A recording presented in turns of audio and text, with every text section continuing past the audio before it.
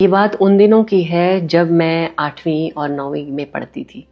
तो मेरी माँ ने मुझे कहा कि बेटा अब से एक टाइम की सब्जी और एक टाइम की रोटी, साथ में बर्तन तुम धोओगी। अब तुम ये डिसाइड कर लो कि वो तुम दोपहर को करना चाहती हो या तुम वो रात को करोगी। अब देखिए, माँ ने शुरू से ही हमें छोटी उम्र में ही काम में लगा दिया। कहते हैं ना कि हर चीज की शिक्षा घर से ही शुरू होती है। जैसा आपको सिखाया जाता है आप वैसे ही करने लग जाते हो। तो हमारी जो पीढ़ी थी ना, वो शुरू से ही हमारे माता पिता हम लोगों को छोटे छोटे घर के काम में माँ लगा देती थी। और यही कारण था कि हम जब अपने नए घर जाते थे तो हमें इतनी कोई तकलीफ कभी महसूस नहीं हुई और हम हर काम को सरलता से कर लेते थे। लेकिन हमारी जो पीढ़ी है उसने थोड़ी सी गलती कर दी। हम लोगों ने जितना काम किया ना छोटी उम्र में, हमने सोचा कि हम लोग इतना करते थे, क्यों हम अपने बच्चों को पढ़ाएंगे लिखाएंगे, उनसे हम घर के काम नहीं करवाएंगे। और यही हमारी सबसे बड़ी भूल हो गई। हमने अपने बच्चों से बिल्कुल काम नहीं करवाया और नतीजा ये हुआ कि हमारे बच्चों को इतने बड़े होने तक भी कोई काम नहीं आता है।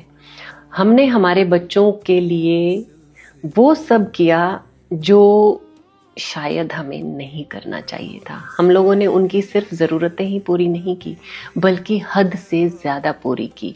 हमने ये सोचा कि हम लोगों को ये सब कुछ नहीं मिला तो हम अपने बच्चों को वो सारी चीज़ें प्रोवाइड करते चले गए जिनका हमारे बच्चों ने नाजायज़ फ़ायदा उठाया।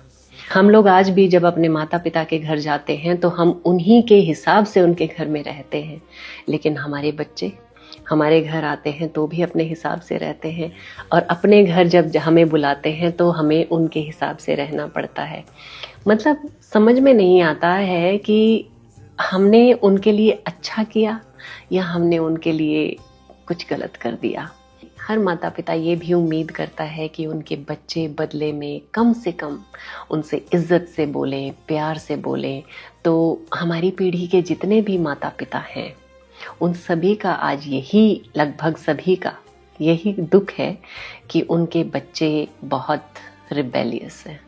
मेरी माँ 93 साल की है और इस उम्र में भी वो मुझे इतनी जोर से झिड़क देती हैं कि मैं उनको उल्टा जवाब दे नहीं पाती।